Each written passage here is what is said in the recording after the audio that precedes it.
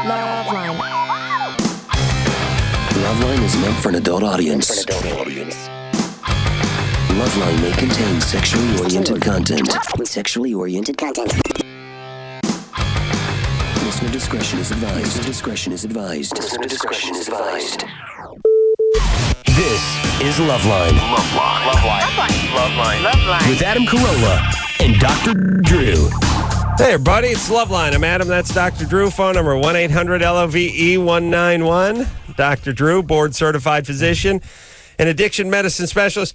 One of the fastest rising stars in the cable galaxy. My assistant, Matt, is in studio tonight from the TLC Adam Carolla Project, 10 o'clock on TLC. And let me say hi, Matt. Please. Another rising star, I'd like to think. Me and Drew. Oh, yeah. In the cable galaxy. Drew's on the, well, Drew's kind of on the way down. I think you may pass him at some point. Star. Yeah. What you're looking at with Drew is a star that burnt out a long time ago. Right. It's just taking the light. Right. It takes the light 5,000 light years to get for down it to here. travel to. Yeah. The star's burnt out and extinct. You're just seeing it through your telescope right now. Yeah, yes, Drew? Yes. Technically, you're not here. Right. Let me say this about the TLC, the Adam Carolla Project on TLC. I know it's got my name on it and sounds like I'm blowing hard here. It's a great show. I love this show, and I'm in it 30% of the time. I like the guys, and everyone loves this show. And I don't blow that hard about everything I do. Like, I didn't come in here and start yapping about LoveLine or Crank Anchors of the Man Show. I'll give it a little plug. Yeah. I give it a little plug. I would give it a little plug, but I wouldn't be in here like, oh, the Man Show, Crank Anchors. Right. You wouldn't be blowing hard. No. Just be talking about it over and over and over and over again. No. Oh, Drew, a little plug. Give it a little plug. Seriously, Seriously, you would not blow hard about it. Seriously. How much Man Show plugging did I do when it was on the air? Little or none. Thank you. Okay. And LoveLine, we did little or none. We did not. I'm telling you, this TLC show is a good show. Best show on television, The Man Show. Jesse Ventura, circa 1971, had a premonition about The Man Show. Part of the thing that makes this show great is my assistant, Matt. He's all over it. He's on camera. That's right. He's my muse. He's my doctor. He's my lawyer. He's my nurse. He's my muscle. We just did a little promo before in Los Angeles here before you came in, and Matt suggested that his job is to, of course, say yes and to meet your every need. But mostly it's to cupping your balls and doing something with a feather in your ass. The thing with the feather. Oh, Matt, I thought we had an agreement. I'm just saying. You did not get that email I had you send yourself, did you? I can't email, but when I get angry at Matt, I have him email himself. Dear Matt, take this down. Dear me. No, this is Adam. No, you misspelled the sea sucker. Yeah, go ahead. I think it's one word. There you go, buddy. All right, now send that to yourself. Now read it to me aloud. It's really, I know it's a little condescending, but I can't type or email. But once in a while, Matt and I get into it, and I got to fire him off a vitriolic email. He's just got to do it for me. Yeah, I understand. It's tough with your assistant. They have to buy you you have to go out and buy you a birthday present for you. They have to do all that stuff. It's very funny. Matt is dynamite. I'm making him into a man. He's making me into a woman. It's true. Adam has taught me everything I know about being a man. I have had Really? no male role He models. taught you how to go pick up lumber and stuff, right? He's having you do something stuff like that. Little. I heard there was a little scuffle about plastic fitting in the back of his truck. I had him put a little lattice on the roof of his car and go pick it up. Yeah. Did you talk about that on the air? No, I don't think I did. But Matt started yelling at me, and I yelled at him. Honey, it was on a main street in Burbank. That was a beautiful moment for us. That was saying in fact that he looks back at his beginnings with you, his meager beginnings, and thinking, why do I still have a job? Yes. How did they put up with me? I do. Well, I have a dangerous combination between ultra low self-esteem and not caring about things. And people say to me all the time, "Are you going to let that guy talk about you this way, or this guy was talking ass behind your back, or why don't you?" And I'm just like, "Oh, please, I don't even care. Right. I got to keep moving forward." Yes. But not to mention that you love me. I do love Matt. And the feather thing. There's the feather and thing. the balls on the feather. You're gay. You know what I like about Matt, too, is Matt busts the chops of all around me. Not just you. If somebody, he busts my chops, too, but if somebody says they're coming over at 8 in the morning and they show up at 7:55, Matt yells at them and makes them stand outside until 8. I do. I throw a fit. And here's the most enduring quality or endearing quality about Matt is He doesn't wake me up. People call at 9:30 in the morning. Where's Adam? He's asleep. Go get him. No. Oh, No. that's why you have a job. Mr. Carolla is sleeping. A big part of it. Oh, you've always dreamed of that, man. Yeah. This is the guy I want to you've wanted hire all a guy. your life. I want to hire a guy to put a velvet rope around my bed and just stand there. Huge black man with his arms folded, No, it's just Matt. standing by the It's rope. Matt. Well, no, Matt is standing outside the door. I see. Matt's outside the door with a headset and a clipboard. Yeah, clipboard. Yeah. Then Lucius, In a skirt. Lucius, or Heavy J, is in there. That's a 300-pound black man. Played a little pro ball, but he blew out his knee. He's just standing there with the single earpiece, not the headset, the earpiece. And he's standing with his arms folded, and he's standing by the velvet rope. Sunglasses. And I'm there sleeping. Perfect. Oh my God, I would sleep like an angel. Yeah. Anyway, Matt came out. Here's the thing, all you kids, all you guys, everyone's listening. Everyone wants to know, how do you get into whatever business? How do you get into radio? How do you get into television? How do you get into whatever you want to get into? Barring, pardon the pun, you need a law degree or something like that. How do you get in? Matt, how did you get in? Tenacity and connections. That's right. Now, what did you do? Just tell your story very Literally, quickly. I contacted an alum from my high school. He was reading the alum magazine at his high school, which, by the way, I don't think North Hollywood High has one of those. What high school did you go to? Northfield, Mount Herman. In Prep Massachusetts? school in Massachusetts. To I went to prep Amherst school. College. Yeah. Yeah. Yeah, so I was right I there. went to Hampshire. No way. Yeah. Oh, that's Oh, funny. you know about me then. Oh, I know about You Hampshire. know what I did. Oh, So, you lived in wait, a donut. what was your major in college? Oh, I did that. Honey, my gag reflex. Queer studies. Is that what they call it? Queer studies. That sounds like Hampshire. Yeah. Hampshire was And, Hampshire's a good school. look but at the engineer. Who are you? Hampshire, Who are you? Anderson, come Hampshire on. was an experimental college. It got going in the 70s.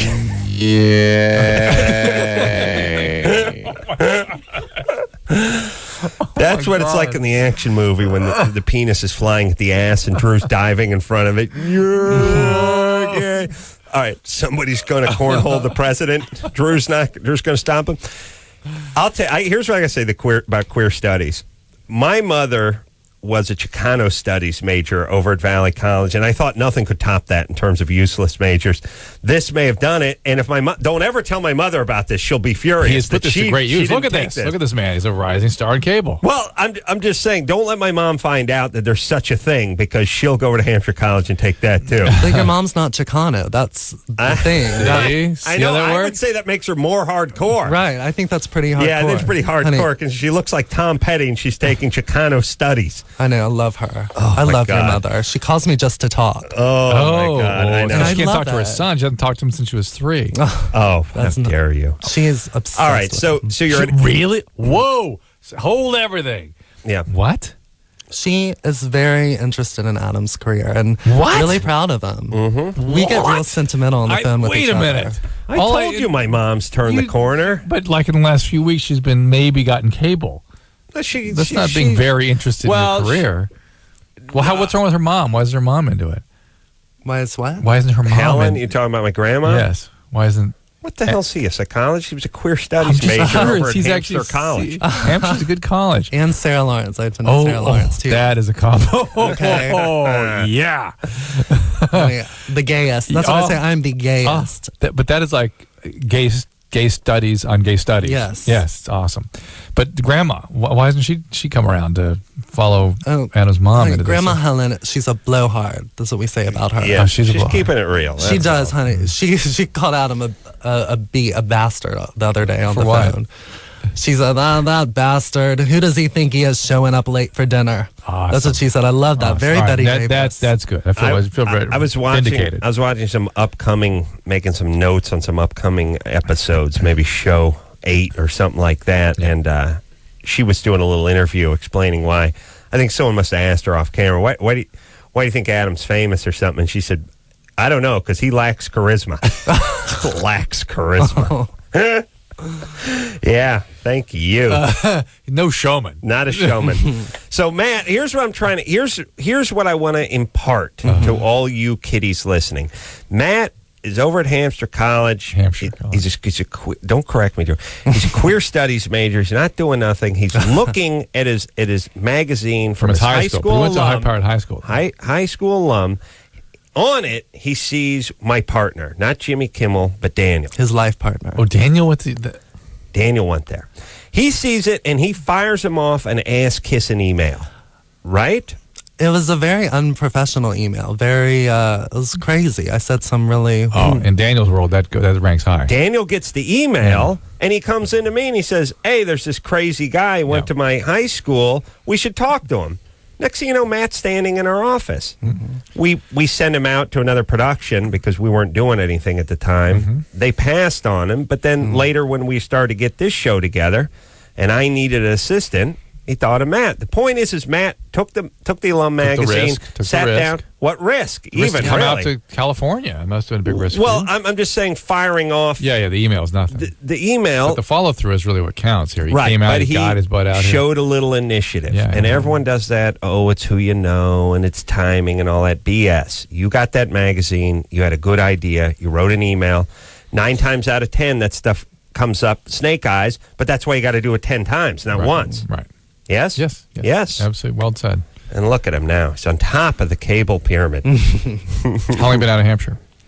A year and a half. Goodness. Yeah. And then Sarah Lawrence. Sarah Lawrence first, right? Sarah Lawrence first. It's a little too hoity-toity for me. Wow. Man, I'm telling you, going from Hampshire to Martin Lawrence, that's a lot of schooling. Lawrence, honey, the University of Martin Lawrence. I wish.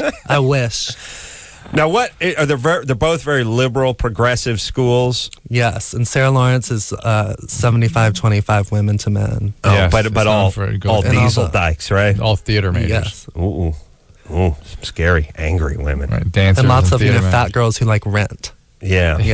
It was fun for me. Bryce? Okay, short of breath. Bryce? Yeah. 17. Yeah. What's up? How's it going? Yeah, I have a girlfriend who lives across the bay. I'm actually more towards San Francisco. I live in San Carlos.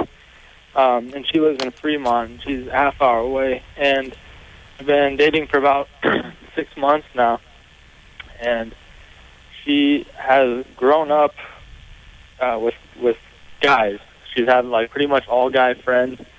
And the good part about that is that's who made her. And it's like, all right. Let's get to the question, Stop Bryce. Editorializing. Here we go. 17-year-old editorializing. Thank you. Let's go. Basically, I just want to know if I can trust her, because my jealousy has gotten to the level to the point where it's like we deleted all our numbers in the phone book and we started all over. All right, Bryce, we'll stop you right there. Here's your deal. So all 17-year-old males have a ton of this kind of energy. It is very uncomfortable for them to see their girlfriend around other guys. They feel very threatened. They feel like they're not good enough. The other guy's going to swoop in, and of course she likes the attention and sort of flirts a little bit, and you feel terribly threatened by that. But what you got to assess is what's going on here. Is she committed to you? Does she have a history of chaos? Is she able to commit in relationships? Are things going okay? Can he fairly assess that as a twisted 17-year-old? It's very, I agree with you. It is very difficult, but that's all you can do.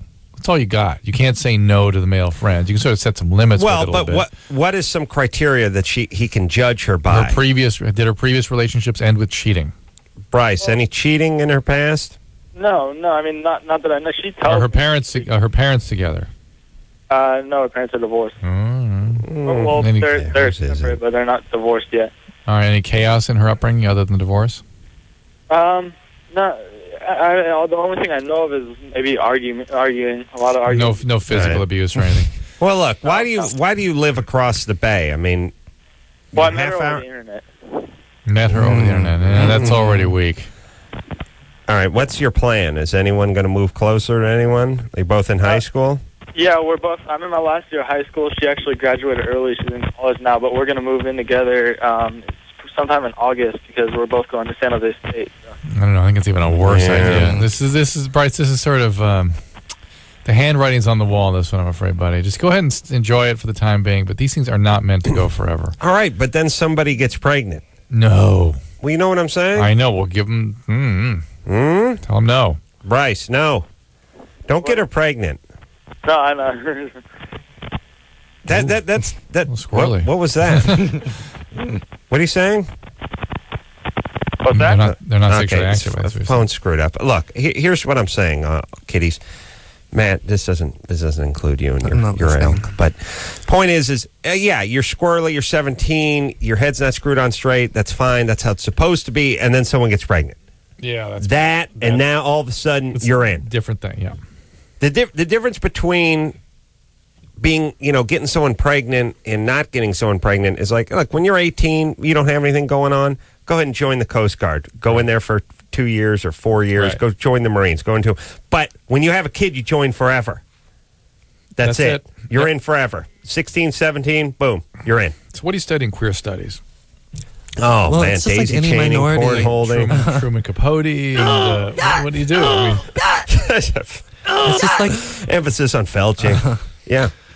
Do they it's like still any do that? minority studies. I mean, Really? yeah, women's studies, black studies. so It's the history, a What lot of the history. Is there some good gay trivia or something, or who is there? As far as taking this knowledge and applying it to the outside Honey, world, is there everyday any- life. every day. Oh, yes. everyday application. Yeah. I think my mom's that way with the Hispanic, I the know she Chicano is. studies. Notice that. Yeah, That's why she used to come hang out at the job site. yeah, I loved it know. over there. Yeah, She like Oswaldo. yeah, Mm-hmm. yeah. I'm She's sure studying him. I'm sure they could talk. Yeah, my mom looks like Tom Petty, by the way. Blue eyes, stringy hair, and white as a She ghost. does. She's beautiful. Chicano studies major. But 4 years of it's Sarah Lawrence with something else. Well, there are no majors at Sarah Lawrence or Hampshire. It was just what I focused on. You kind of create your own. I did like that and creative writing. Ah, yeah, okay. they Yeah. believe That makes that excludes people. Like if you declare major, then might there's someone who compete. might not have a major. It's- then and that'd be Adam putting them wondered down. why I didn't know about the pecking order. I didn't really respect that when I got man. into this job because I hadn't had Never to. been around I was the always man. I was always around the woman. Oh, that's interesting. You never seen the man. Yeah. Well, you see, I think there's a marginally dangerous message that is sent in the super liberal world. Certainly happens a lot in the black community, which is, hey, you don't listen to anybody. Don't you ever let anyone tell you what to do. If you don't want to do something, let me explain life. All you do is have people tell you what to Everybody. do. Until Everybody with a job. Eventually, God You're the willing, guy. you get to be the guy who tells other people what to do. And by the way, And even then, you still got somebody telling you what to do, no matter what. always. And no it's not, matter what.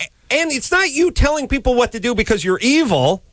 It's you telling people what to do because you have experience and you've earned that You're the position. president of the goddamn United States. You've got lobbyists telling you what to do because they gave you money. It's Everybody always has that. somebody telling you what to do, and if you get people trained to be defiant against people telling them what to do, that person's going to have a horrible life. Now, the person telling them what to do is not going to have a bad life. They're just going to fire that person. Right. That's how it works. And the other thing too is there's another thing that we sort of have too, which is somehow you're brown noser if you listen to someone who tells you what to do. That's not brown nosing. That's called being a private, and there's a general talking to you. By the way, that private may be a sergeant soon. Yes. And the other thing is believe me, the general has somebody from the Joint Chief of Staff that's above them and telling them what to do. And the president's telling the Everybody has somebody telling you what to do. That's right. Yes. Michelle? Hi. Hey. How are you guys? I have Good. a really big question for you guys. Mm-hmm. I'm 18. Me and my boyfriend have been together for a while. And he wants to try double penetration. Oh, Double. Hi. Does that mean him and another Somebody guy? else? Well, no, he wants to do a dildo first just because I've never done a threesome. Sure, dry run. But Sure. he can't even get it in. I don't know. He's not very big. Not to make him put him down or anything. But he's just not very big and he can't get it in. Like, is there any way I could, prepare my butt? Liar, whore, Yeah, liar, this is whore, so- and you know it. This is so bogus. Yeah. You got nothing. Where's the guy behind You've got her? nothing. She just hung up. Yeah. And anyway, that should have been sent to me, that question. Yeah. Please. Oh, yeah. All well, double. go ahead. If somebody's all double- worrying about all that. DP questions. Go My to Matt. assistant Send them Matt. to Yeah. So, Matt, go ahead. Honey, loosen it up with any household appliances, tools laying around. Graduated. What do we use? Lucite bulbs. Here's the thing. Listen, all you bogus idiots out there. Have a question. You shoving a question mark on the end of a non-question, on the end of a statement doesn't make it a question. Right. He's really small, and so he can't get it in. Well, first off, what do you mean he can't get in if he's really small? I know. What? If he was fire hydrant size, it would slide right in, but because he's a popsicle stick, it's not going in? Is that what you're saying? First off, do not be a retard with your horrible logic. He's really small, he can't get in. And then there's that question, I want to know, is there anything I can do to loosen up? Yeah. What? So bogus. Chicks are so inferior at bogus calls. They really can't pull it off. But here's the thing. If you are a chick and you can lie just a little bit, you could probably rule the world. You really, there's not a ticket you couldn't get out of. You know what I'm saying? They've not had to lie, see? Here's the reality. If you said to just about any woman, Drew, you'd probably have to give them a little technical advice about ovarian this or cystic fibrosis that or some sort of vaginal whatever. They got pulled over and they said, wherever they got pulled over, first off, have a hospital in mind, number one. Number two, all you got to do is say, I'm hemorrhaging from a cervical polyp, and I'm on my way to Cedars. I have cervical polyp, and I was going to use Cedars, actually. Or pick the other one. You can pick County SC. Wherever you're near. But just go, I'm hemorrhaging from a cervical polyp. I just got the phone with my doctor. I know I'm speeding. I'm sorry, but I'm actually, there's blood coming out of me now, and that's why. You get out of every single ticket. Well, every single ticket. You get an escort. Yeah, well, you don't want that. I'll walk you up to the room. You would get out of every single ticket.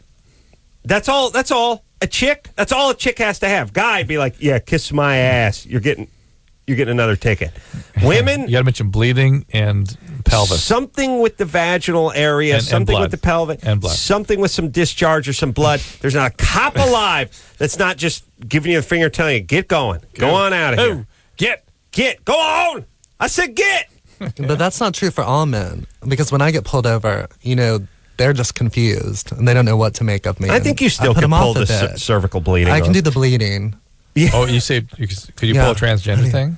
I could, or I could just do a rough sex thing. I think that's insulting, Drew. That may be insulting. No, the rough sex thing will not. No, I'm bleeding. I just had some rough sex. No, that would not. No, that's going to get you a beating. That's going to get your broomstick in there.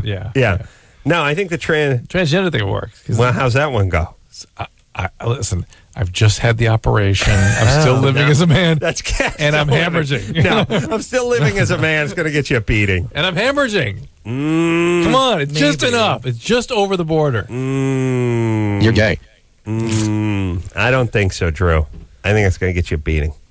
I think it's just over the border because guys, it triggers too much about their discomfort about the female area, and they just go. It's just even if a man's carrying it. I'm just saying, if one woman would memorize that little saying that Drew just laid down, she would be scot-free. All right, let's take ourselves a little break. My assistant Matt is in here tonight, star of the Adam Carolla Project on TLC at 10 o'clock on Tuesday nights. Take a quick break. Be right back after this. LoveLine's phone number is 1-800-LOVE-191. LoveLine with Adam Carolla and Dr. Drew. We'll be right back.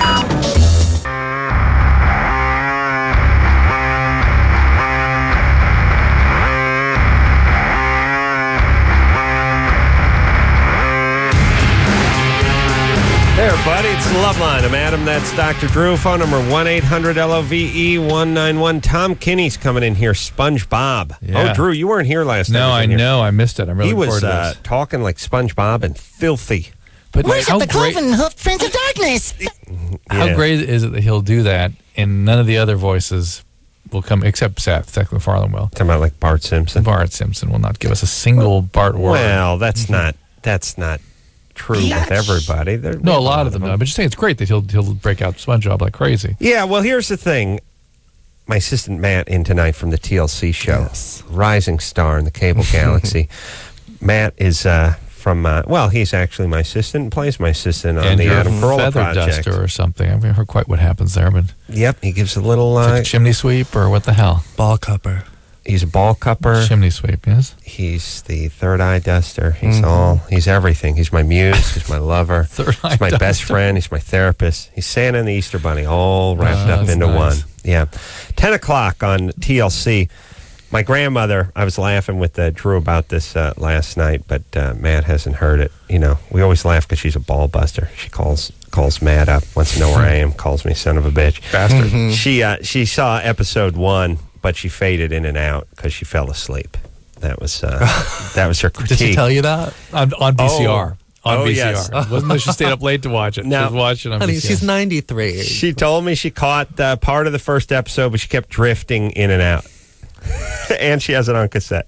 I mean, she's a woman who gives her a bath. She's really old. I know. And the thing about my grandmother is, my grandmother's old. My grandmother does not leave the house, and my mom doesn't really leave the house either. But there's a weird compensation thing where they have a busy schedule because they don't leave the house. So it's always like, I'll be like, Grandma, how about I'll come by on Saturday? I'll pay you a visit. The lady who gives me a bath is coming on Saturday. It's like, oh, okay. I know, your book's solid. Ooh, you Donald Trump? Your schedule's like Swiss cheese. There's holes everywhere. Just please, can we do this? My mom will do that same thing too. Like, I'm very busy. Here's the deal. You can't tell people you're busy. We'll decide whether you're busy or not. You don't have a job and you pick up the phone every time someone calls you, you ain't busy. You know that? Yeah, I know that. All right. Terrence? Yes, Terrence. You're 18? Yes, sir. All right. What's your question, buddy boy? Sir, my girlfriend is a year older than me, and last year I went up to visit her up at college while I played in a football game that night, and then I visited her. Mm-hmm. Well, we had intercourse. After that, a week later, she developed herpes, and I have never had since then. That was a year ago. Since then, I've never had a breakout, no nothing. But she seems to think that she got it from me, and I don't understand. But the doctor said she had type 1 down there. I don't understand how.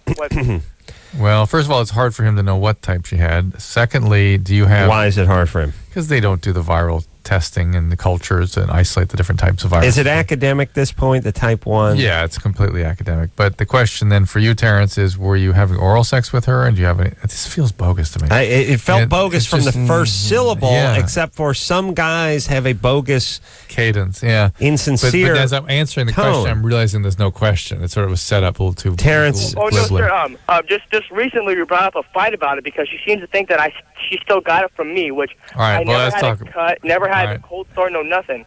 Not in your mouth? No, sir, not at all. Were you having oral? This is definitely not bogus because we keep fighting about it. Were you having oral sex with her? It can't be bogus. They're fighting about it. Of course not. Were you having oral sex with her at that visit? It's mathematically impossible for it to be bogus, Drew, because they're having an argument. And if you had unprotected... He says they're having an argument, so Drew. And he calls you sir. And he calls you sir. That's hot. I like that part. Where are you from? The South? I'm from West Covina. Well, that's the West. Why do you call Drew sir? I like that. Is your dad a military man? No, sir. I'm trying to be a firefighter. Ooh, I love it. Call me sir. Yeah. Call me sir. Call him sir. Yes, sir. Excuse me. I need to step out. I like the slow motion you're gay. Oh, my God. All right. I want your Mormon slowed down, too. Are you a Mormon? You're gay. See if they answer that one. Terrence, have you had unprotected intercourse with her since she developed the herpes? Yes, sir. And then you didn't develop anything on the genitalia? No, sir. Nothing at all. I have to say her diagnosis is in question. Yes. It really questions whether or not she actually had herpes because you should have gotten it. Now, it's possible you've had it all along, didn't know it, and the reason you're not getting subsequent outbreaks is because you're the one that always had it. Well, but if he never had... It's hard to make that case. It's possible it happens If he once never in a had while, an initial breakout... But they can be missed. There's such a thing. He can be a mule. He can be carrying Yeah, it. carrier, exactly. But I don't think so. I don't think so either. I think maybe he gave it to her from his mouth, but then why didn't she give it to his genitalia? Which is what would have happened there if we had unprotected sex. Okay. You don't have to all I'm saying is Terrence is sticking to the story of, how could I give you herpes? I don't have herpes. And I'm saying, why don't you get herpes from her if she has herpes? Right. And then, hey, Terrence? Yeah. Yes, sir. I'm here. I'm buying it. I'm buying your story, and I think you should stick to it. Well, I don't understand. I don't know whether she might have cheated on me while she was up in college. No, but Terrence, it does. She's not even behaving. She doesn't even seem to have herpes because she would have given it to you. Yes, sir. But, okay. So she needs to see another gynecologist. All right, we get another opinion. Where's she going to college? Well, she was up at St. Mary's, but now she's back home. Oh, St. Mary's, definitely should have over sex St. up there, Mary's, yeah. Okay, here's the other thing, too. It's tough to have a relationship when the person is away at college and you're back doing fireman training and you're 18 and she's 18 and no one trusts anybody. Why do that? Yes, sir. I mean, here's the thing, everybody. When you go to college, you shouldn't even have a steady who's at your college. But what you really shouldn't do is have a steady who's not at your college. Because you're going to mixers and parties, your roommates, sororities, fraternity. Yes, mixers. Hampshire had mixers. What do you mean? Everyone would get in their best half of the party gown and you go around the maypole. And you'd eat raccoon coat on? I'd come under the raccoon coat, pull up my Stutz Bearcat, 22 Skidoo. Oi. Do you have mixers at Hampshire? We didn't call them mixers. 5 college mixers. No? Didn't have mixers? Crack dens. Yeah. Crap dens? Crack dens. Oh, Thomas? Yes. You married a girl you're not sexually attracted to? Yeah. Me too, baby. Sorry. There's 2 parts to it, though. I'm not very physically attracted to her, but she's got the best personality, and I love being around her.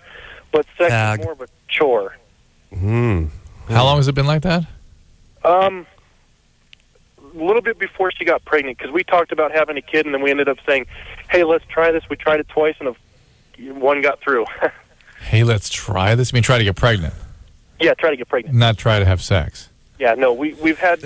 I just think if you're not into that person sexually, that's going to be a problem. You're talking about spending a lifetime with somebody, and that is going to be a problem. Drew is a man of exquisite passion, and we differ a little bit here. So for you, it's just a hassle to have sex with your wife? Well, here's what I'm saying. You hook up with somebody and you go the long haul. Gay Matt will back me up on this one. I'll back you up. Yeah. Talking about anal sex again? No, what I'm saying is you hook up with somebody and you've been with that same person for 15 or 20 years. You're not going to be chomping at the bit to hop on them every night. Drew, as a man of passion, does not share those feelings. I can tell you for most guys, at a certain point in the relationship where they still enjoy intimacy and they still enjoy sexual contact, it's not like, oh man, I can't wait to get home. We're going to do it in the entry hall.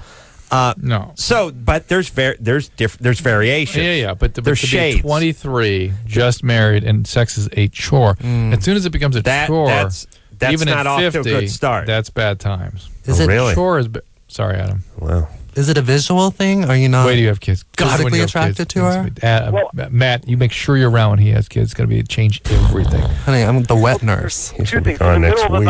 Suckling your kids? Are you physical? Is it the physical stuff? See, that's where I'm not sure. In the middle of the night, I'll wake up and we'll be going at it. I talked to my brother about it. He said, well, he's had a few issues like that. Like, he'll wake up and then she'll be in the full swing of things, and I won't even realize what's going on. And so we went to the doctor, and on the scale, on the testosterone scale, I'm like 312. But the doctor said that was within normal ranges. Is that low on the normal ranges, or? No, it's normal. What's normal? You can go down to 180, I believe. You know what I am on the testosterone scale? Probably 10. 2000. 10, honey. No, there's no sort of testosterone is a wide range of normal, so this really isn't a normal for a 23-year-old male. It's really not been established well. Okay, but here's the deal: is there something Thomas, physically wrong with her? Yes, you're having a sleep disorder. I mean, this is usually trauma survivors that start having sex in the middle of the night. This is part of night terrors and all that stuff. What's the part where you talk to your brother about it? I know. So well, because I asked my brother, I said, "Hey, what's going on, man? I'll wake up in the middle of the night and be going at it," and he's like, "Yeah, I like." What's the part where you ask your brother about it? Hey, man, I asked my brother. I told my brother. I know. I got that part where you talk to your brother about it. Why is that okay is the question.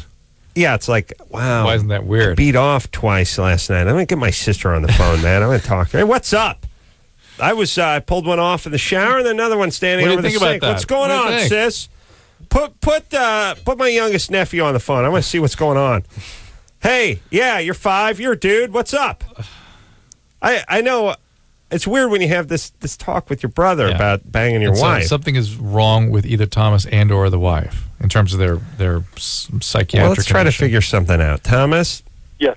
Is there anything wrong with her? Try to be objective, but is there any reason why a reasonable man wouldn't want to have sex with her? I'm not. Well, one thing I know I'm not attracted to is her nipples, but that's the only thing. She's got rather big nipples, and that's not my cup of tea. All right. Other than that, Yeah. All right. Well, now you're. Yeah, that's nitpicking, as we call it. Nip. You get it? Now, in your sleep, who is it that initiates the sex? She? You think? I mean, does she say you came? Middle of the night, you suddenly started doing this to me, or is that she with you? I don't know. She says that she'll stop me. She's like, you tried to get frisky with me, and I stopped you. And I'm like, oh, You start. Okay. Were you beaten as a child or anything? Well, my dad used a paddle sometimes, but Yeah. All right. Hang on. And was it? God, this has a bogus quality. I know. I don't buy it either. Yeah. Everyone's sounding bogus to me tonight. But all right. So Thomas, bogus. No. Come on, buddy. No, I'm trying. I've been trying to call. Okay, hold on a second. Drew, let me explain the bogus quality we're hearing tonight. It's empty. And when you hear empty... It's empty and rehearsed and sort of and strangely pat. You know, All right, when my dad realized that was child abuse, he stopped paddling me with that 6-inch, you know, it's like... when your dad realized it was child abuse. But let me say this, Drew. There's a lot of people that are not in touch with you're themselves. Right. Yes. And these Robots. people make horrible actors. Yeah. But everything that comes out of their mouth sounds like bad acting because they're mechanical. Yes. I really do believe that there's a percentage of this planet that is walking around like they've just using the human form as a host. I work with these people. They're always behind the counter. I'm always trying to get something from them. They're always in my way somehow. They're asleep in front of me at the stoplight. But a good percentage of this society, and maybe these are people that were survivors of abuse, and maybe these are people that had less than adequate childhoods, but they just seem like they're living in someone else's body, like there's some tiny Martian the size of an embryo that is controlling this human form. And you say bogus, but really almost what you're saying is empty, not empty. But all right, now, so here's the other question. Thomas, has anybody ever been suspicious that you had a bipolar condition, manic depression? No, I've been tested before. For bipolar? For everything. They sat me down and gave me quizzes and talked to me. Why? And all that stuff because of the divorce. What divorce? My parents went through a divorce, and there was a lot of things that went on with it. Like what? Well, my dad beat my mom, and then my dad pulled a gun on my mom. And all right, well, that's where your nocturnal stuff's coming from. That's where your sleep disorder's coming from. That's terrorizing to a child. Yes. So this is your condition. You've got some issues that need to be dealt with. How do I go about starting to deal with it? I would see a psychiatrist. There are all kinds of sort of nighttime sort of terrors and behaviors that can be. He's calling from New Mexico. So is he a shaman? No, it's just lithium. Something like that. $400. Pay the nurse. There are many different. Don't validate parking. Medications for this. There are good medications. And I have a suspicion that even your feelings of this is why this thing's. How come Indians talk like they're shifting gears? You know, it's they're going through like a 6-speed transmission. Occasionally they grind. Downshift in the car. Then it's back in. What is it really? They really mimic the car transmission. But one of the reasons this call troubled me so much is I think the reason he's getting into this "I'm not attracted" business is he was attracted, but now that he's married, that means horrible abuse and chaos and stuff. And so he's sort of pulling out by saying, I'm not really into this. I don't want to be too close.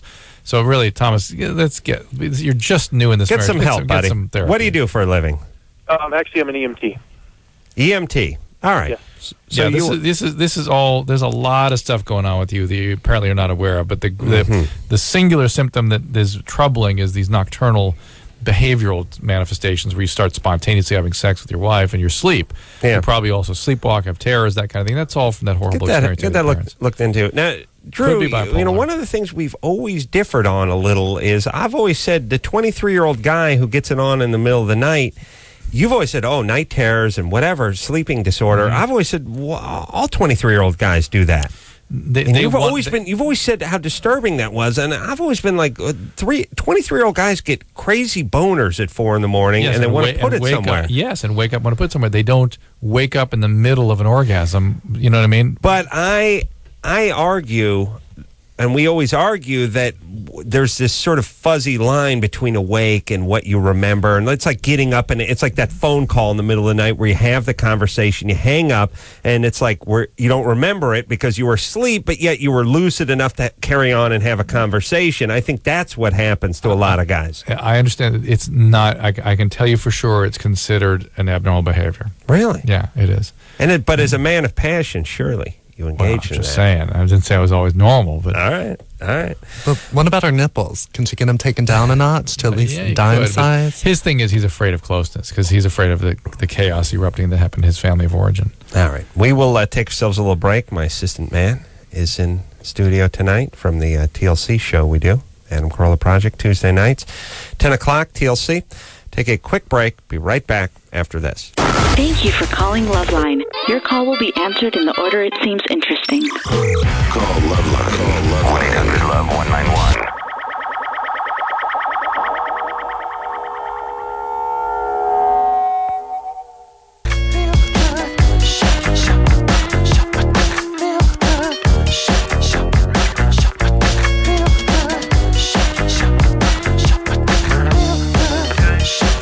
Hey everybody, I'm LoveLine. It's LoveLine. I'm Adam Carolla. That's Dr. Drew. Dr. Drew is talking on the phone. I guess he's calling the hospital or something. Turn your back, Drew, please. We don't need to overhear that conversation. My assistant is in studio tonight. Matt, I need a little warm up on the coffee. Will you do that, sweetie? Right away. Thanks, sweet Pat.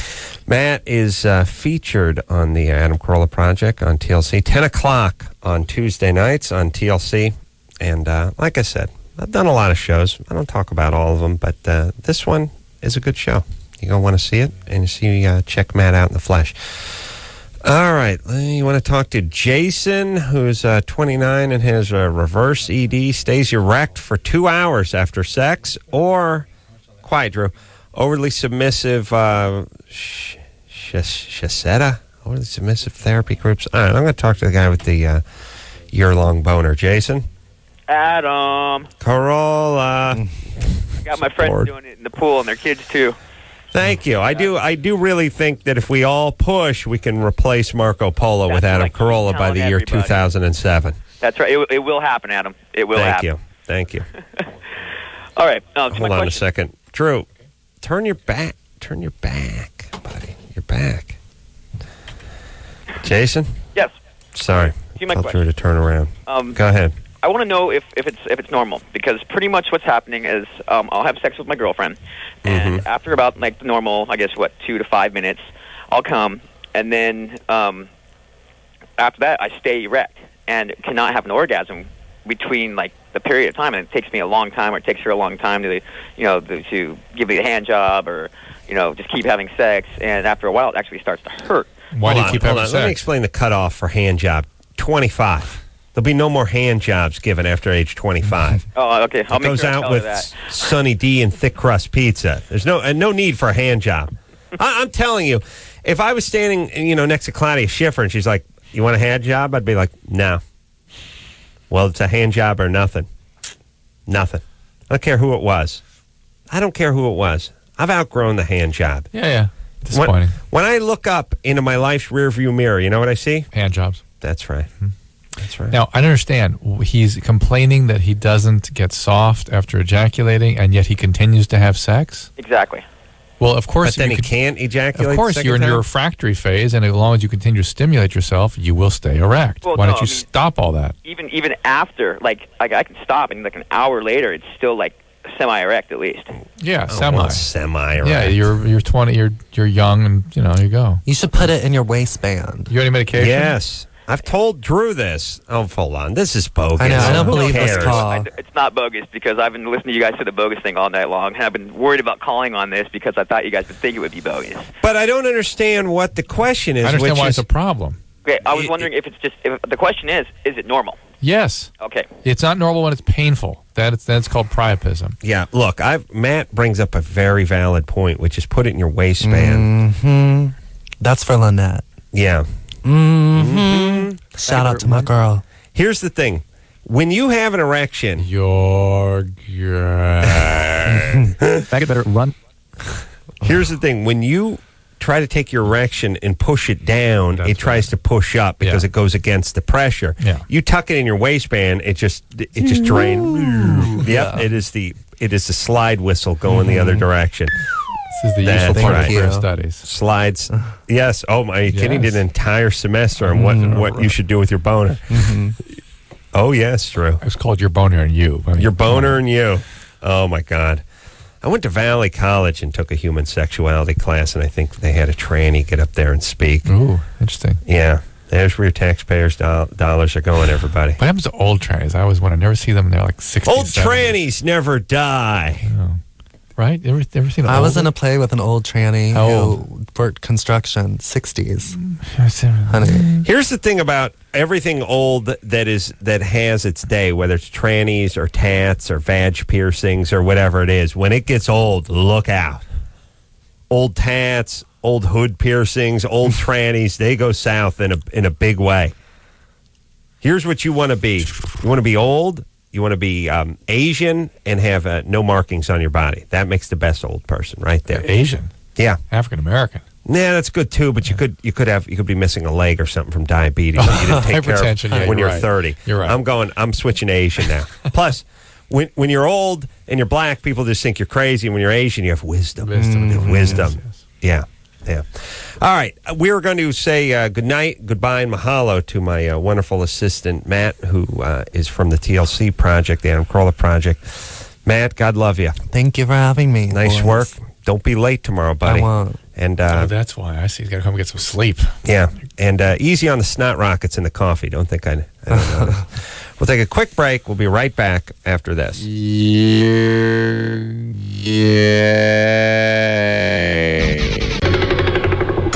LoveLine will be right back. LoveLine will be right back.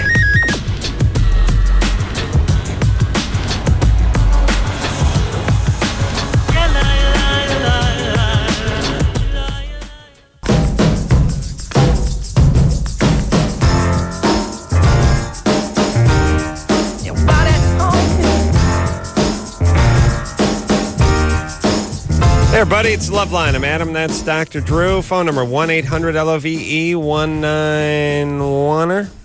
My assistant, Matt, from the TLC show, has left the building. And, yes, Drew. He's the gayest man in America. I think he may be. He's committed. Well, he dresses the part, and he has studied the part. Yes. Studies. Queer like studies. Pamela Anderson studies girls. Queer studies. What do you mean? He's almost like a gay impersonator. He's so gay. He's like he's a gay dresser. Over the top. Interesting. Yeah. He fetishizes being gay. Well, interesting. You know, it's sort of like those guys who have a team and they wear the jersey around a lot, and it becomes part of their personality. You know? I don't know about that, honey. You study those penguins. You study those pirates. I don't walk like a penguin, though, and I hate the pirates. All right, you study those Steelers. You study the Penguins. He doesn't walk like a penguin. I know, he's more sort of staggers. All right, let's move forward, shall we? Yeah. Natalie?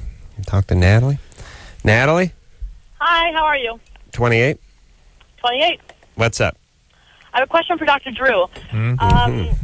I just started dating this guy, and I'd like to go down on him, but I don't know how to say this, but his semen is very acidic, and when I swallow, it's not tasty. And my semen is Hasidic. Hasidic? Yes. Chewy.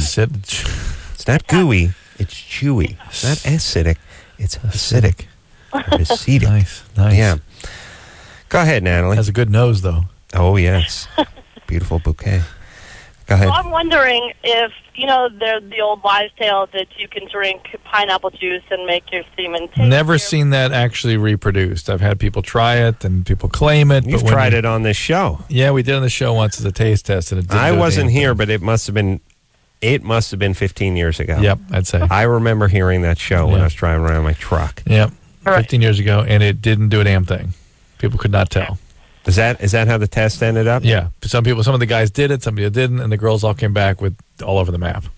Not one got it right. Not one could tell whether the pineapple juice had been drank or not. All right. So wives' tale. Yeah. Here's the thing. Do you have to ingest it, or couldn't you just sort of transport it to the sink? Absolutely. And there's no, I mean, because I can still give him head and not swallow. That's fine. I would just prefer to swallow. But it wasn't like this with my I know, but why would you prefer to swallow? Less mess. Well, okay, hold on a second. Again, we used to discuss this quite a bit. It's been a while. Well, I feel like we need to go over the beats again. First, let's discuss the whole issue of trying to make things come out of your body, taste, smell, look better than they do. Right. It's hard to make. Can you make snot come out of your nose, look and taste differently? Well, here's the thing. If I ate nothing but that marshmallow topping, my fecal matter would be almost edible. It would like soft swirl. You would want me to take a Duke on your sundae. On a cone? Yes. You like the waffle? Just the sugar cone. Or like the sugar cone. Sugar cone? All right, hold that under my ass. Yeah. I've been eating. Just whipped cream and strawberries. I've been drinking the marshmallow right out of the jar. Perfect. And I will drop a marshmallowy Duke on top of your soft swirl. That's the same thing. It's the same logic. Semen. Your body converts everything into something that tastes horrible. Yeah, it converts into what it converts it into. Now you can probably make things worse sometimes. I mean, garlic sort of make things worse and stuff. But you gotta remember how do you? It's literally. Let's take the pancreas as the paradigm. Pancreas is a gland that secretes stuff into your bowel. Mm-hmm. How do you make that taste differently or work differently? You can't. No matter what, Yeah, and I do think just like, well, if you eat a bunch of garlic, maybe you get a little BO or a little breath or something the following day. I think it's more the smell. But your BO's never going to be good. Right. There's nothing that you can eat that's going to make your BO smell good. No. It has a choice between bad and worse. Yeah. I'm gonna go out on a limb and say that semen could go from bad to worse too, depending on if you eat Mexican that night. Well, asparagus isn't going to help. You're not going to help. You're just not going to make it any better by eating pineapple juice. This sort of a range, and it's not good. And then talk about pressure on a guy. It's like he's got to finish off 4 quarts of pineapple juice every day because he may get a Hummer when he goes home. And then thirdly, again, the guy's not interested in your ingesting the goods. There are a handful of guys who are the prove you love me guys. Yeah. Who it's not enough that I get a BJ. It's you must do something that's disgusts anal sex you. Guy too. That's anal sex guy. That's what I'm going as. Halloween, by the way. Be good look. Big brown cape. Nice. Corncob earrings. Yes, the people are calling you. Anal sex guy. Mm-hmm. Big A on my chest. Mm-hmm. Carrying a big corn on the cob. Huge staff. Corn on the cob staff. Brown cape, knee-high boots. It's going to be awesome. Anal sex guy. Yeah, that's good. Okay. Yes, anal sex guy and this guy are oftentimes the same guy, which is prove it, baby. Mm-hmm. Take it. Oh, and as soon as you say, well, I'm really not comfortable. Oh, you're not? Yeah. Now you got to prove it to me. Mm-hmm. That's a weird guy. That's a guy who turns sex into something else. Like it's not just, oh, this feels good on my ding-a-ling. This is, it's got to haunt you. Yes. It's got to bother you. Yeah. I have to disgrace you, soil you. Right. Oh, I'm getting a boner. Oh, slow down a little bit. Christ. Anal sex God guy. help me. Here's the thing. We need you to not interrupt the BJ at the point of orgasm. Yeah. That's what we need. What you do with the semen after you collect it. Tend to be collected even. It can kind of. None of our beeswax. Right. Well, look. Here's the thing, and I always use this analogy, but once in a while you grab that thing of milk out of the refrigerator, you take a swig of it, and it's, oh my God, this stuff's gone bad. You know it without swallowing it, it just goes to your mouth. This is sour cream. Zip. Now, do you spit it all over the refrigerator, or you just walk over to the sink, drop it in the sink, and get a quick rinse? That's how it works. A mature adult does it that way. All right. Natalie, can't you do that just like it's bad milk? Sure. Thank you, guys. I appreciate it.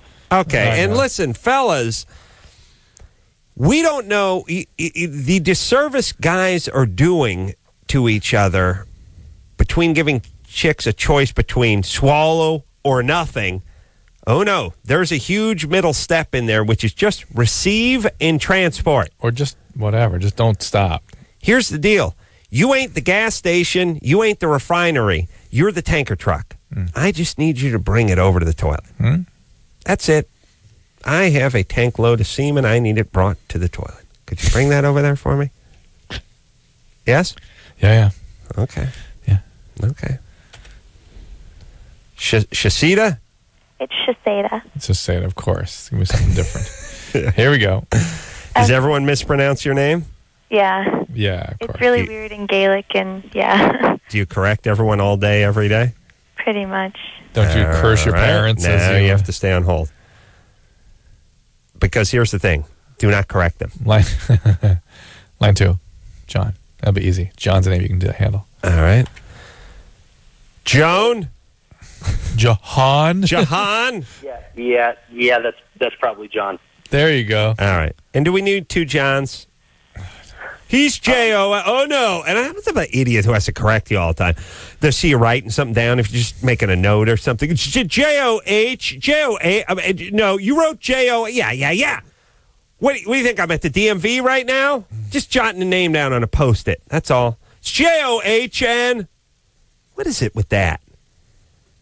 I don't know. Here's what we...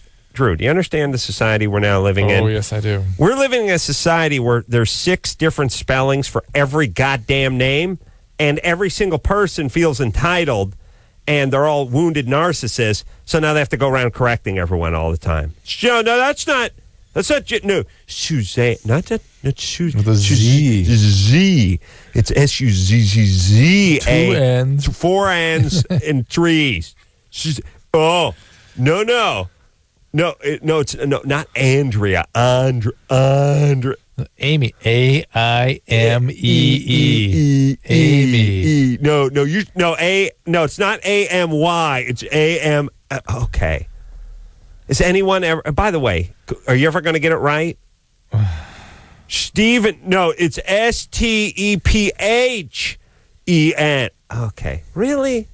Is this what we need? Even if it's pronounced the same way, we need 6 goddamn spellings for every name, and then everyone has to correct everyone all the time. Just leave everyone alone. I swear to Christ, my wife calls me Alan. I don't say anything. John? Yeah. What's 22? Wait, what's this? You're 22? Yeah. Are you J-O-H-N or J-O-N? J-O-N. All right. Okay. Go. Simple. Yeah. Go ahead. Okay, I have a question. I'm having a really hard time reconciling my sexuality with my faith, and I was kind of hoping I'd get to talk to your guys' guest tonight, but he's not there, so I'll just talk to you. Yeah, I'll ask him tomorrow when I see him. Go ahead. Oh, hey, thanks. All right, so I'm bi, and bye-bye. Bye-bye. All right. Like, I've been raised Christian, and I'm at like a place in my life where I'm, questioning everything that I was ever raised with, and there's just a part of my sexuality that says, hey, we've got to go out and screw guys from time to time. I was just, but the book that I've been raised is like supposed to be like 100% accurate, so on and so forth, is like telling me that that's wrong, and you're brainwashed with something all your life, and it kind of gets in, and you said brainwashed. Yeah. Well, look, here's the thing, John. First off, you're gay. You're not bi. Let's be clear. You don't go out and bang a guy's ass every once in a while, and then you're on to vaginas every second Tuesday. Bye-bye. You're just gay. Go ahead and be gay. We give you permission to be gay. Right. Even if your Christian upbringing doesn't want you to be gay. It's okay for you to be gay.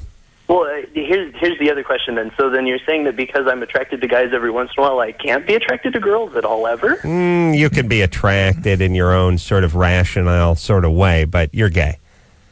Okay, so I have a question. Are you guys like straight? No, we're 69ing right now. I've got a microphone up Drew's ass. Well, yeah, okay. Well, then, do you guys ever like look at a guy and say, yeah, he's kind of hot? Or see? No. No. Here's what you can do as a straight guy. I will give you the parameters of a straight guy. You can recognize the difference between attractive men and unattractive men. Even that's hard for what women perceive as. No, what women. Sometimes when women look as attractive. Look, I look in the mirror and I see someone hot staring back at me. Drew. I'm not an idiot. Okay, I'm not going to pretend like I'm blind. Yeah. Okay. No, we know that Ricky Martin is an attractive man, and Andre the Giant wasn't the best looking guy on the hell of a wrestler. Great hair, but not a great looking man. So we know the difference between good looking men and unattractive men. That's number one.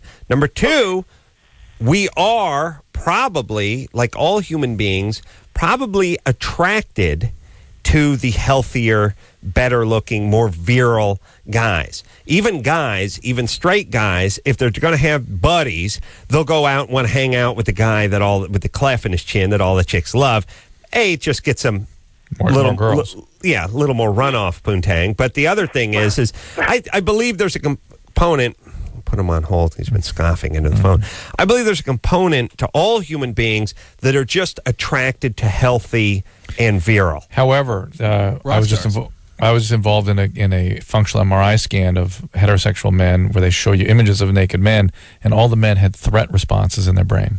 Really? Yeah, I did too, and I had no subjective experience. It was just like looking at pictures as a guy. My brain went, boom, the amygdala lights up with these threats. Yeah, it's crazy. All right, so that's about as far as guys take it. Now, when straight guys see gay pornography, they find it physically repulsive. Absolutely. As nothing. And then the whole idea of that is just you can't even. It's equivalent to thinking of your parents having sex. Yes. That's that same feeling, like. Right. Now, here's what the left would like you to think. Here's what all the fag hags over at Sarah Lawrence would like you to think. And here's what the liberal left elite academics would like you to think. They like us think that our minds are poisoned. That's just closed, narrow thinking. And societal pressures, heterosexual societal right-wing pressures, have forced all males to retch when they see gay pornography. Untrue. No way. Untrue. That is built into our fabric. If you are straight, it is carved into your DNA that if you happen to just flip the channels and see a couple guys cornholing each other, you will have to hold your hand up and avert your gaze. Yeah. Pardon the pun. You will you won't be angry with those guys. You won't be angry. You'll not have to go bash them. You'll not have to urinate into a fire hydrant, get in the back of your friend's 72 Love pickup truck and drive up and down Ventura Boulevard when you're in high school, spraying the urine under pressure. Okay. Oh. Right. Yeah, okay. Wow. All right. Well, I'll check the records. Wow. Right. Hypothetically, anyway, you will not have to do any of that. Right. You will have to change the channel. Otherwise, you're in danger of vomiting. Yes, that's right. Drew is liberal. I am liberal. I give a rat's ass what you do with your boyfriend's ass. You show me explicit gay porn, I have to turn and look the other way. Yeah. I can, however, watch Joe Theismann get his femur cracked, but I cannot watch this. And that's how straight guys are. Yeah. And as I've said many times, it's a wonder there's not more gay bashing, considering 100% of males find other males, straight males, find that males engaging in explicit gay sex repulsive and hard to look at. Impossible to look at. Impossible to look at. So, John. Oh, yeah. So that's why we know you're gay. That's why we know you're gay. Okay, but see, this is the thing. See a naked chick, spring an erection. See a guy, spring an erection. It'll change. It'll sort of focus in, but it'll narrow in on the guy. It also suggests a little sexual compulsion, and maybe you were sexually abused growing up, and that's where that all kind of comes from. Okay. What happened? Well, okay, when I was 8, my cousin molested me, and all right. Well, there you go. That's how that happens. All right, now let's talk about Christianity. You say you're Christian? Well, I try to be. In your family is very religious? Very religious mother, very non-religious father. All right, well, listen to him. I mean, look, here... Listen to him. Yeah, well, he, beat me. I don't want to listen to him. He's a jerk. So you were beaten and sexually abused. All right, you're gay. So that's a bad combo, John. Here's the thing, John. Yeah, screw you guys. I hate you both. John. All right. What? Oh, man, is he... Okay. Yeah, he's beaten by his dad. And he's on. All right, John. But he's beaten by his dad, so everybody's abusing him. Sorry, so. John, first promise. Do not come out to L.A. Do not be an actor. Don't come out here pursuing your dreams of modeling or acting or anything. Please stay in Idaho. Please, you horrible other cities, stop sending us your a-holes for us to contend with. Because that's all Los Angeles is turning into. A bunch of a-holes on a freeway in front of me. Stay in Idaho and pursue whatever dreams you have to pursue. Get some therapy. If you're sexually molested or physically molested. Physically abused, sexually abused, that's a bad combo, John. That's right. This will all be clearer for you as you sort of get some individual therapy. That's really what needs to happen. Thirdly, don't be do not go through life. The worst thing you can do is go through life conflicted. I'm gay, but I don't want to be gay. I think that, every time I do something, Jesus is looking at me. And or maybe he'll find out he's not gay or something, because it is all about the sexual abuse in him, and he didn't have overt, long-standing sexual abuse. Mm-hmm. It's almost more the trauma with the dad is what really pushed him over the edge. Mm-hmm. All right. Angry. Yeah. Weird. Angry. Just please stay in Idaho. Please. Please. Please. Please. Do you know how hard it is to live out here your whole life and have busloads of a-holes, angry victims of abuse, self-entitled victims of abuse get dropped off at your doorstep on a daily basis, who can't drive? Oh, yeah. Shiseda. Yeah. What's up, baby doll? Sorry, I had to put you on hold for 20 minutes because you corrected me on the pronunciation of your name. I'm sorry. All right. And you told me you correct everyone all day. Don't correct people. Okay. Let them pronounce it how they're going to pronounce it unless you're dating them. Okay. Okay. What's up? Well, I'm absurdly submissive with boyfriends, current and present.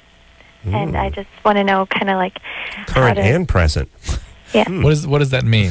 I think you meant past and present, current, yeah. or past and What do you mean by... What do you mean? Right. What does that mean, overly submissive? Describe that. Well, like, if they ask me for something, I'll immediately give it to them without second thought, and I don't take the time to consider the repercussions of my actions. Like, give me an example. Like, recently with my current boyfriend, I just gave him my virginity, and... This is what you're obsessing about. Yeah. All right. And by the way, all right, keep going. All right. You're 17. That's normal. Yeah. I was hoping to stay it till marriage, and then, like, I'm overly obsessive, too. Like, I'm very clingy and extremely just... All right. Let me explain the virginity thing. It's right up there with the veterinarian thing. Yeah. There's not a 7th grade girl on the planet that you don't talk to that isn't going to be a virgin until she's married. She's going to give it away to her husband on the wedding night, and who isn't going to be a veterinarian. Right. Check back with most of them about the 10th or 11th grade. Let's see how that dream's going. Oh, boy. On both counts. I swear to Christ, if you took 1,000 7th grade girls, 6th, 7th, and 8th grade girls and said, what do you want to do, and tell me about your hymen, which I will do, Drew. I'm sure that's a study you're going to do. 986 of them would be like, veterinarian? Wait until I'm married. I'm going to be working on ponies? And dolphins. And I will be a virgin working on ponies when I'm 25. That's and if the hymen goes, it's only because I'm ride bareback. That's how I will do it. Now, you get hold of them in the 10th grade. I've been with 9 guys, and while I'm on academic probation, I actually go into continuation school. Actually, I'm still going to be a vet. I've been held back. Been held back 2 grades. Yeah, that's how that goes. And so this really, Shiseda. Oh, Shiseda. Oh, Shiseda. Yeah, Shiseda, you're putting all these labels and interpretations on things you don't really understand. Shiseda, you want to work with animals? No. What do you want to do? I want to be a writer. Ooh, what kind of stuff? Mostly fiction, like fictional, kind of historical fiction. Time machine stuff. It's like Henry VIII. Can't disturb anything when you go back. All right. I'm also into fantasy, like vampire and... Molested? Physical abuse? Yeah. Yeah. Yeah. Which one? Both? Molested. And both. Yeah, both.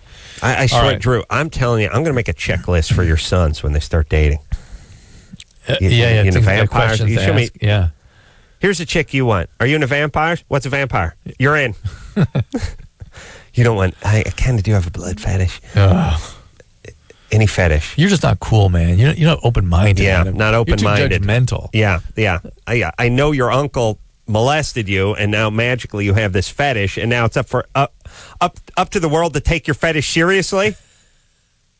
Hey, she thinks she's a vampire bat. Yeah, she's troubled. She needs therapy. Oh, whoa. Yeah, well, Mr. Judgmental.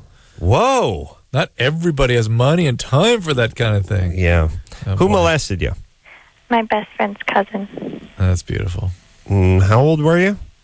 8 and 9. Ugh. 8 and 9. And how old was the guy? 13. Yeah, abused. You can feel okay, Adam, about the fact that he was no doubt abused, sexually abused by an adult too. Okay, baby. How about a little therapy for this? Here's the deal. What you're describing is problems with boundaries. That you can't say no, you can't establish boundaries, you sort of dissolve into the other person when you're with them. And that is that the trauma survivors get that. You were sexually abused, physically abused, that's what happens from that. You need to get in a treatment situation where you learn to reestablish those boundaries of the self, learn to regulate your feelings so you can have closeness without being overtaken by other people.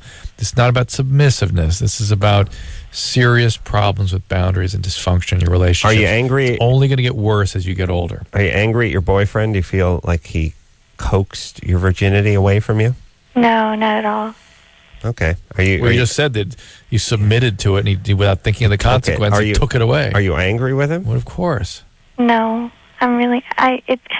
It's both ways. He'll ask me and I'll give it, and then sometimes he won't even ask and I'll just feel like I kind of want to give it away.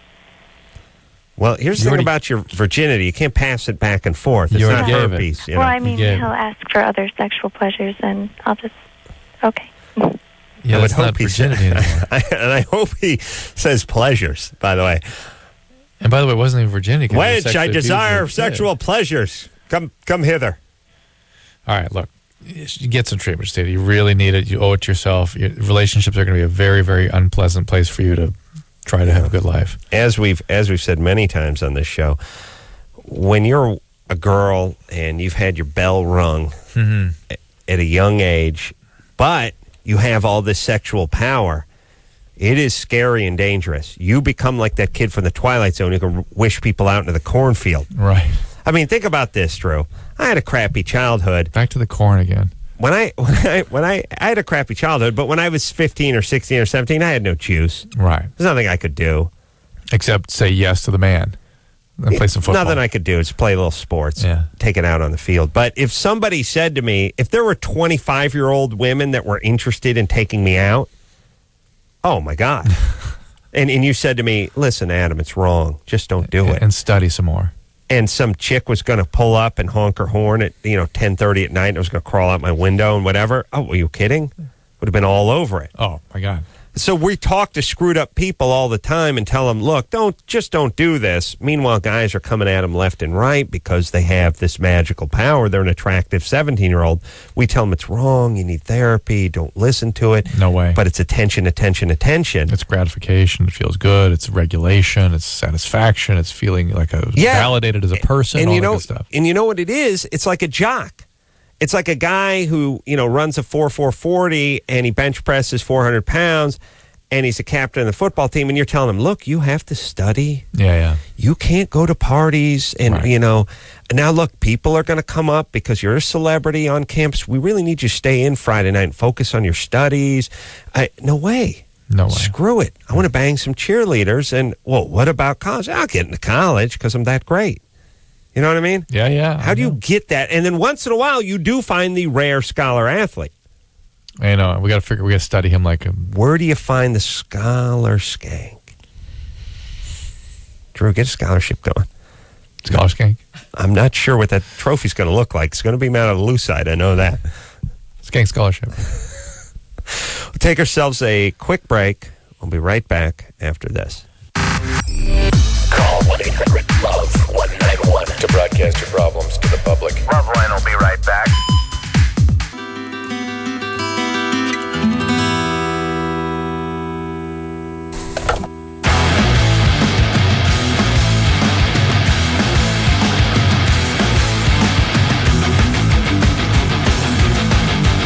Hey, everybody, it's LoveLine. I'm Adam. That's Dr. Drew. Phone number 1-800-LOVE-191er.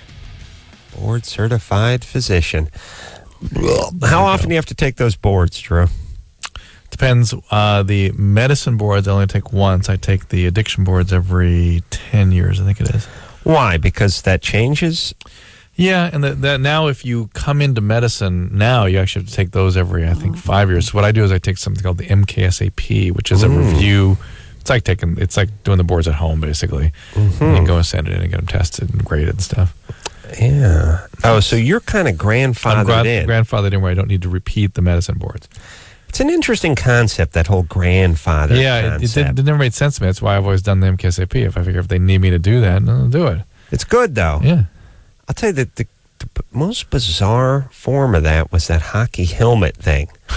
This is how you know hockey's a non-sport. Sorry, Anderson. But when they decided everyone needed to wear helmets somewhere in the 80s, the guys who were in the league before they made the law didn't have to wear the helmets. Yeah. So for 10 years, there were guys running around. Half the team had a helmet, half the team didn't. Yeah. Close your eyes and picture another sport where half the guys are just wearing some of the equipment and the other guys aren't.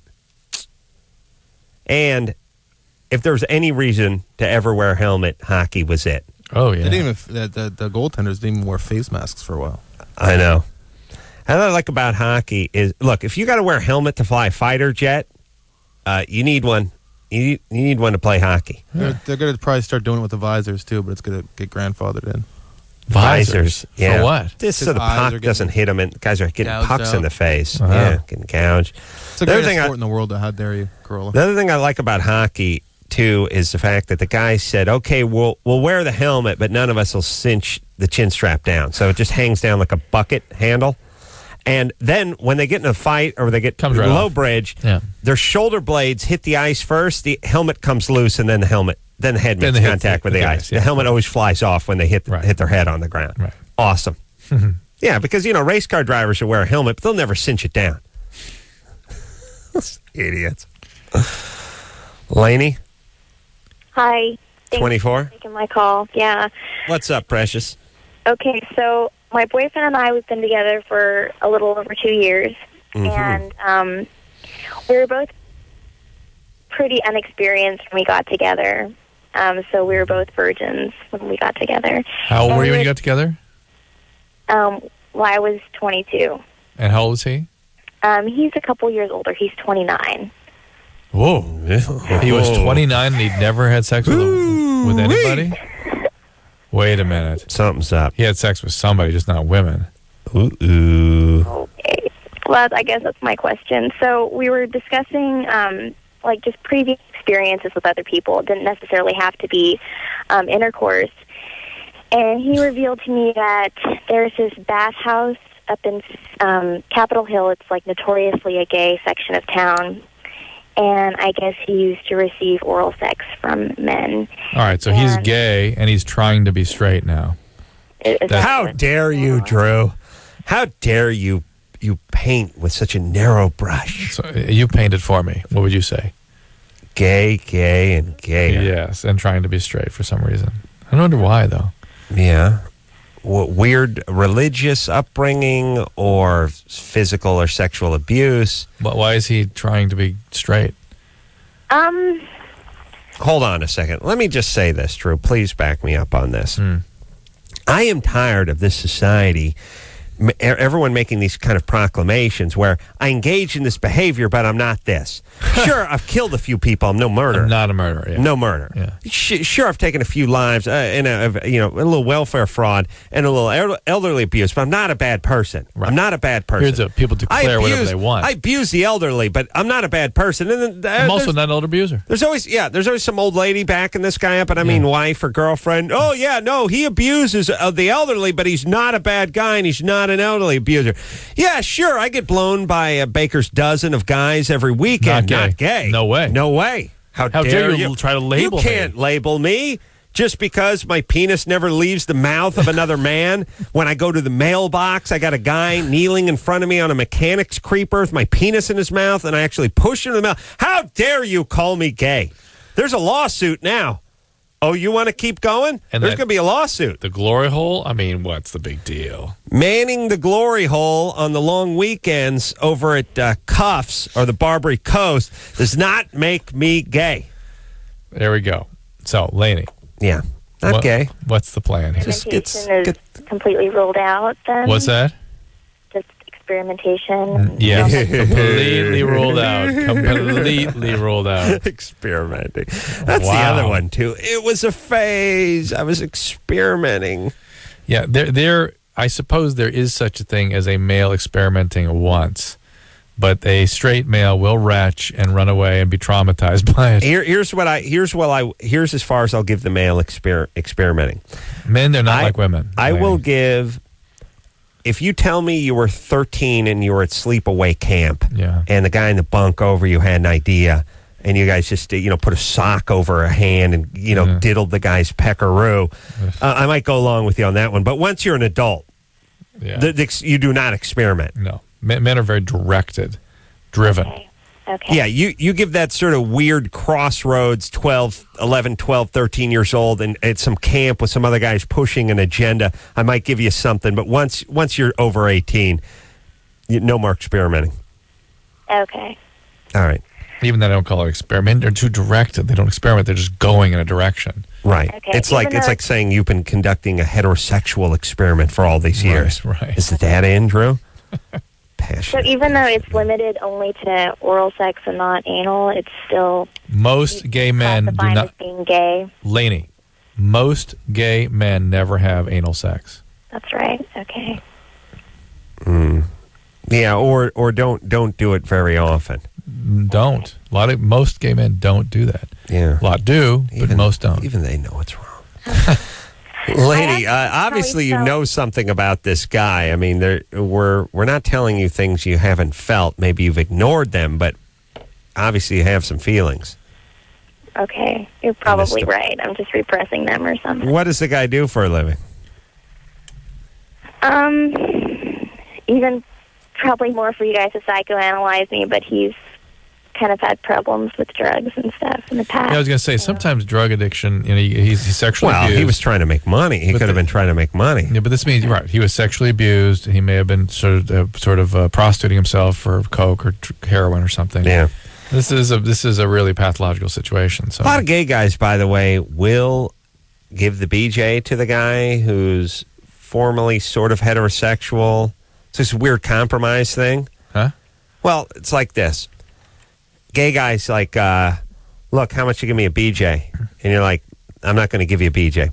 How much for me to give you a BJ? Oh, that whole thing. And then that guy's kind of like, well, I don't want to give you a BJ, but I need to get high. Right. And you're offering me $150 to do it on me. And they can get kind of locked into that a little bit, too. And then it just becomes a quick $150. How's his drug addiction going now?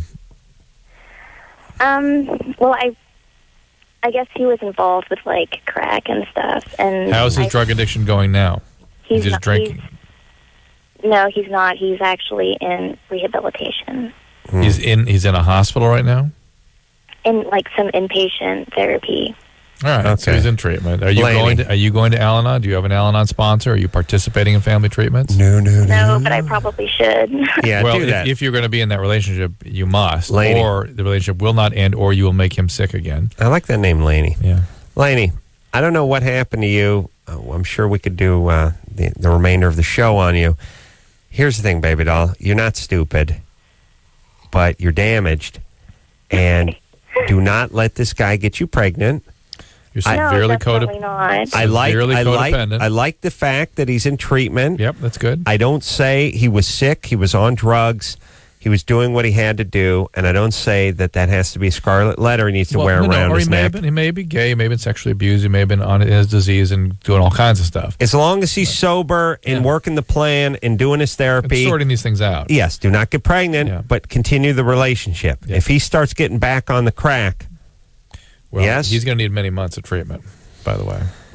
What is that, too, with the dude, like, how about a BJ? Like, I know. I don't think I'm willing to do that. Oh, how about I give you a BJ? That's what I love about guys. Any version of that with a chick? No. You imagine a chick, like, how about you go down on me for $300? I don't think so, sweetie. How about I'll go down on you for $100? Is there a chick alive? Is there a chick alive? No. Does that work? No. Doesn't work that way, does it? No. Does not compute. Does not compute.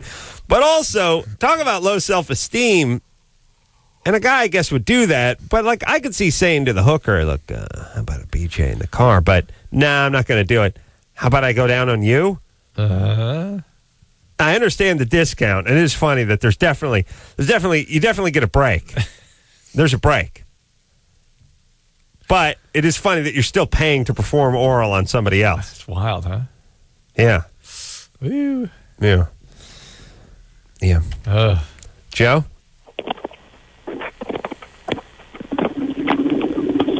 What the hell? Joe? Gone. Hang up? Yeah. Let's take a break. What about the movement? Joe, we seem to summon him. We seem to cue his movement. I know. Could he possibly just been fumbling with the phone that way? Hung it up or something? I don't know. All right. Let's take a quick break. When we come back, let's focus during sex with Chris. Obsessive? All aspects? Chris? All right, we'll talk to, Chris the female. Chris, hot name on a chick. That's what I figured. You like that. I do. Yep. Now, my mom's name is Chris, so it's weird. Ew. But Christine. It's like a Christine. It's like a K thing. But I've known some hot Chris's in my day. Female ones. 70s, that was a hot name. With my mother, who I had sex with. Please, Anderson. Please. How many times I told you not to roll tape during the breaks? Yeah. Mommy? Take a quick break. Be right back after this. Hello. This is your radio. LoveLine will be right back.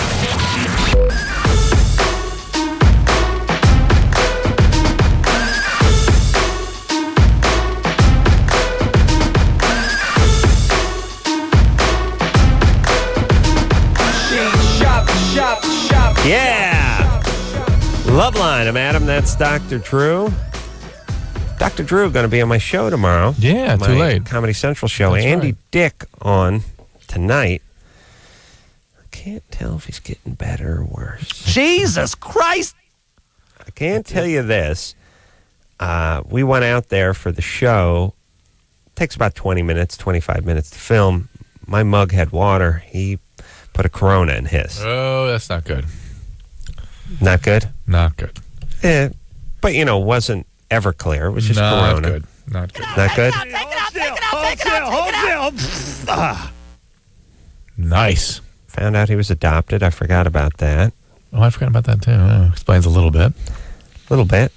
Yeah. Then the urology visits when he was 5. The thing about Andy Dick that's funny is, he's telling me before the show, look, I'm not going to talk about it. No ambushes, no weirdness, no funny business. It's like, Andy, I think people are used to it.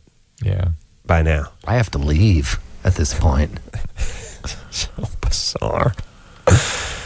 But yet, if you would have given me the over-under on Andy Dick ODing or just career falling apart or just, wrapping his car around a telephone pole when he was drunk or something. I mean, we've been hanging around with the guy for 8 or 10 years. 10 years, easy. 10 years, and if you would have asked us in 1996 what was going to go on with Andy Dick, well, you're not making it into the millennium. Anal Andy Dick in the hizzy. Chris, 22. Hello? Ooh, what's happening, Chris? You sound hot. Yeah. Well, I guess my question is how do you kind of keep a focus during sex, I guess? I really love the guys that I've been with. It's nothing to do with them, but I just don't really keep a good focus. It goes from... What does that mean? I pick a spot on the ceiling. What do you mean, focus? I mean, as in, train of thought kind of things. I should be, kind of paying attention to the person that I'm with, but I find myself thinking about sometimes other girls, other guys, and sometimes if I, locked my car. And at this point, I'm just I'm not really focusing anymore. And what do you do? Not into it. What do you do for a living? Do you dance? Nope. I do manual labor, actually. What is that? I actually work in the music business, and you've probably seen me once or twice because I've worked on sets that you've been on. But are you sort of a grip or a roadie or something? Something of that nature. I probably have a bunch of friends listening, so I'd rather not get into. Do you have some tats? Yeah. Yeah. All the grips and roadies are all sort of tatty dykey chicks. Well, hard edge. Well, you work in a business with 60 guys every day. You kind of have to. No, not really. That's not it. Yeah, I've worked with guys my whole life. I don't have to butch it up. Yeah. No, well, you have to grin and bear it. You have to. If I can't lift it, I shouldn't be there. It's definitely the style. I like that. Okay. And time to lean, time to clean is actually. Oh, dime holding up $1. There you That's go. my motto. Oh, people get violently angry when I yelled at them. But Chris, you're not into sex. You're not into these people at all. When people are involved in sex, they are in those moments of arousal and fusion, and they can't be anywhere else. Their biology puts them there. Unless you're not with the guy. People can drift around a little bit, but it doesn't stop you from enjoying the outing. Well, eventually I come back to it. I mean, it's just some of the duration. It depends on what's going on. If it's actual like physical sex where it's the two of us going at it, sometimes I can really pay attention, and then other times pay attention. See, it's not saying that she drifts out. She has to fight to stay in it. All right. You said you think about ladies sometimes. That'll bring me back to paying attention, kind of, sort of. Yeah, have you ever been with a lady? Once, twice. Maybe that's where you belong. I'm not quite. I kind of like where I'm at, to be quite honest. Well, are you able to have an intimate relationship? A sustained relationship? Yeah, I sustain pretty good relationships, and I mean, there are the times that I can focus, but I mean, I'd say like 60 to sometimes 70% of the time, I really can't.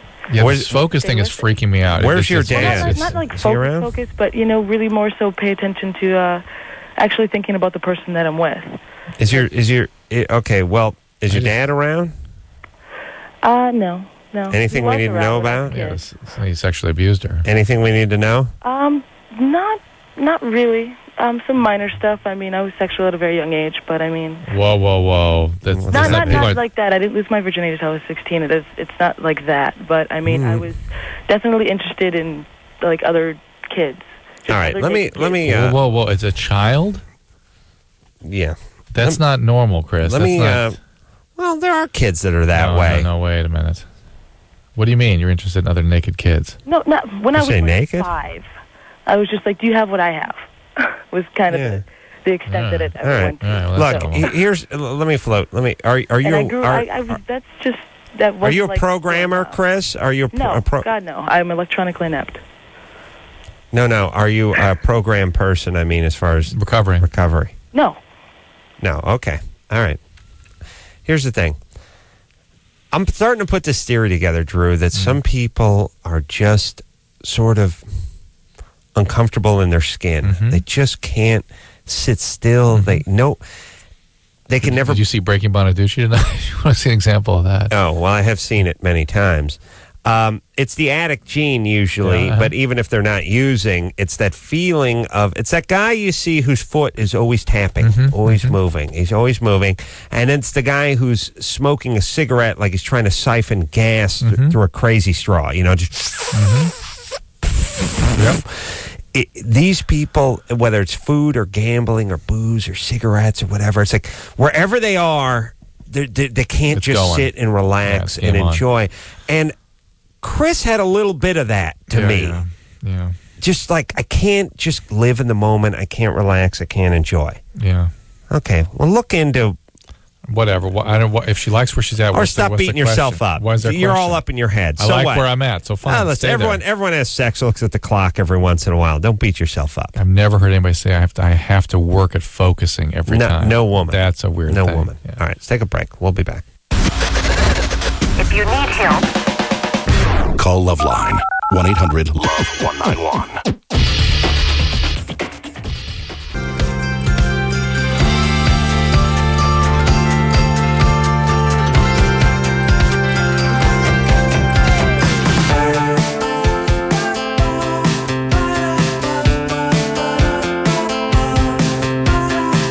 Hey, y'all. LoveLine. Well, that's it. Tom Kinney in here, SpongeBob himself, and he'll do all the voices. It's going to be good. I can't wait. Does he do more than just SpongeBob? Worship the cloven hoof prince of darkness. Yeah. Does Squidward? He does all of them. Oh, that's awesome. Speed Racer, Trixie, Pops, this Bridal, dream Chim come Chim. true He for does me. them all. Great Babe. Great Babe. Okay.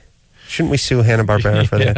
Yes. We're going to take a little extendo 22-hour break. Tom Kinney in tomorrow night. Andy Dick on Too Late with Adam Carolla as we speak. And until next time, this is Adam Carolla for Dr. Drew saying mahalo. This has been LoveLine. The opinions expressed on this show are not necessarily those of the staff, management, sponsors, or this station. The The producer for LoveLine is Angled. LoveLine is a presentation of Westwood One Entertainment.